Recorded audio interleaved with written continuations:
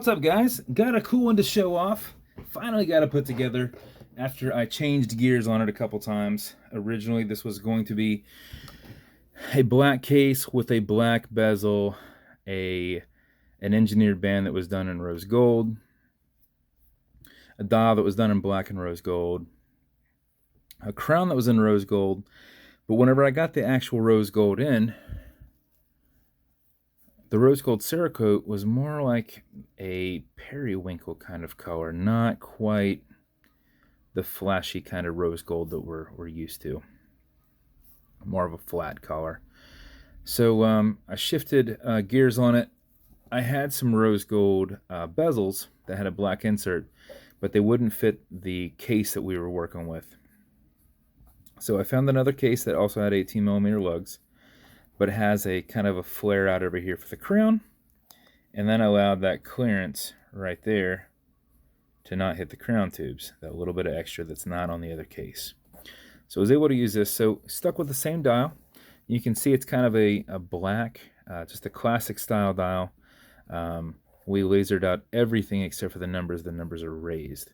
And then did a dual cerakote. So the top's supposed to be done in a rose gold, and the background is done in a black, but as you can see, it's kind of that purple color, and I think it looks nice. It's a good looking color. It's not exactly what we wanted, but it's a good looking color. The wife matched a second hand, custom painted that and illumined it, and then I just did a different case. I did a different case in black. I did the black crown, and then I did that bezel that I liked that was in rose gold and black, and then did a rose gold Milanese band. Can't recall it's a 2, but it's not a 2. Can't recall what we called this at the time, so forgive me. Whenever you watch the video, go, oh, that's just this. So custom engraved here. It's the same as on the clasp that's done in black here, and I'll go over that here in a bit. So that's this build, the Milanese band. So how you do one adjustment on this, and then you don't have to adjust it ever again, okay? So how these work is once it's in the right spot, you'll put your watch on, you'll have your overlap, you'll bring this side up, and you've got these two little hangers that go over this little bar in here, right? That's easier said than done when you're looking through a camera. So just grab right there, and you got this little piece right here that's going to flip up and grab. You push it on there, it grabs. You flip your locker down, so you've got a double locker on it, okay? So if that's your wrist size, perfect. If it's not your wrist size, you're going to adjust it. And how you do that is you back that off, fingernail down here, pull that, then you lift this up off, right? You've got that little arrow that tells you what to do. You go against the arrow, you fit this down in here, just a little flathead, and then back this off, okay? That flips up in the air. Now you can slide this. So you're gonna have to kind of figure out, hey, I put this on, it's a little too tight. Back it down just a little bit.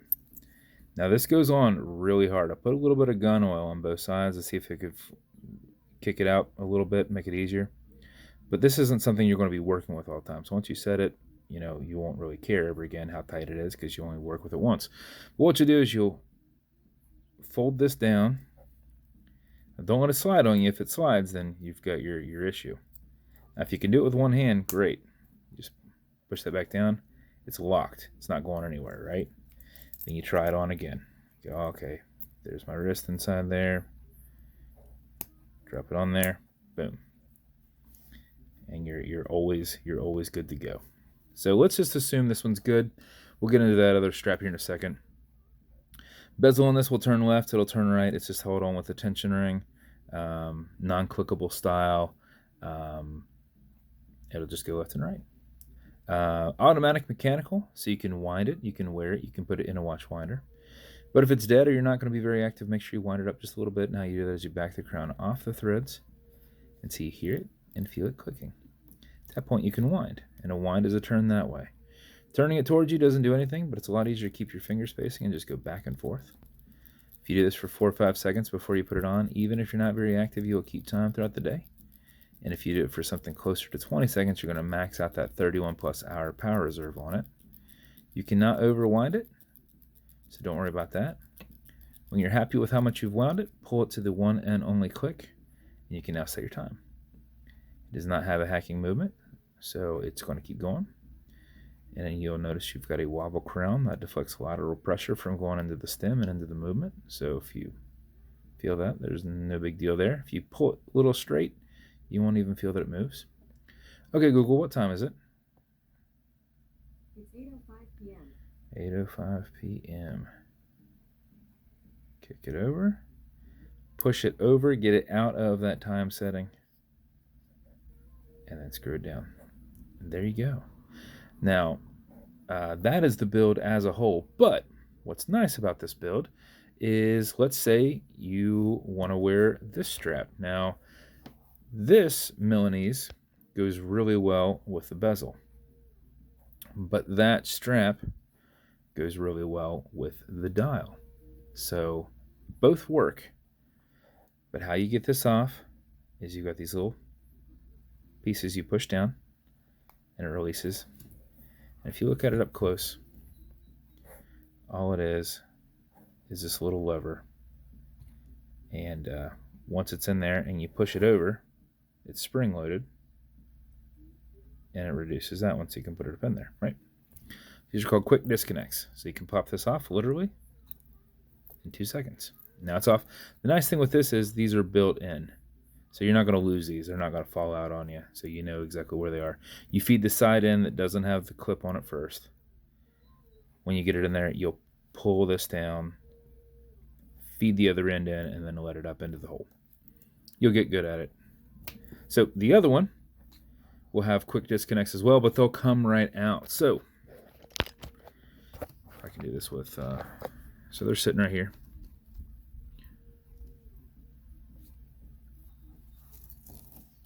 Pretty simple. You will feed this in to the longer side because that's where you need that piece to go, right? And then I always do my bands where what's facing up, this goes into 6 o'clock, right? So that's straight up and down. That goes into 6 o'clock, okay? So it's going to go into the bottom of here. You flip it over. I can already have my finger on there. And let's see if we can actually get it to focus. And I'm not where I can... So you see I dropped that in there? So that side's in. Well, I say that and can't. It's hard for me to do this looking through the camera because there's no depth perception. You pull it down, and you're in. Pretty simple, right? Do the other side. Now, obviously, you're going to have to adjust this one by pulling out links. So, but once you do that, then you're good on this one. Now that one's back on. Now, if you can see, this goes really well with the numbers that are on there. Obviously, your wrist isn't going to be this large. This is way bigger than my wrist. But that's how you pop out between them. So once you get this, your pins removed, you'll have two options. You'll just have to keep track of these because these will come out. You know, they'll go wherever. So whenever you're good, just pop it, takes it right off. Take it right off. There's your watch. So then you can swap back on to this side. Like I said, I just line it up straight. That's up. And then I feed that into what I find to be 6 o'clock. So that's all you have to do. And it is a little bit tougher to do it through here.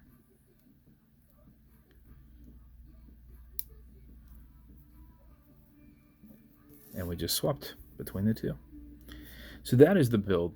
I hope you love it. As with every build, it comes with matching beads. Now these beads go extra well with that one because we've got some purple in there. But rose gold's not a bead style that we normally have on hand. But there will be a baggie with these in the bottom of that box so that whenever you use this band, you can swap it over. It's going to come in a black BVW box. It's going to come with watch cleaner. This is good on all glass and metal parts. So this watch as a whole in either setup. And it's going to come with some fine scratch remover. This is Novus 2 from Amazon, just repackaged. It's for this acrylic glass because it can scratch, but if it does, no worries. Put a tiny bit of this on this, tiny bit of that on this, the glass, and then buff it out using your included microfiber. Go against the scratch, not with it, and then semicircles. And about 20 seconds later, you should have that completely buffed out. So hope the wife loves it, man. I thought it came out awesome. I put this together and I was like, that looks great. And then I grabbed that one and I was like, you know what? That looks great too. Because now what stands out extra is the rose gold on the bezel. Because everything else flows nicely together, then that kind of gives a pop.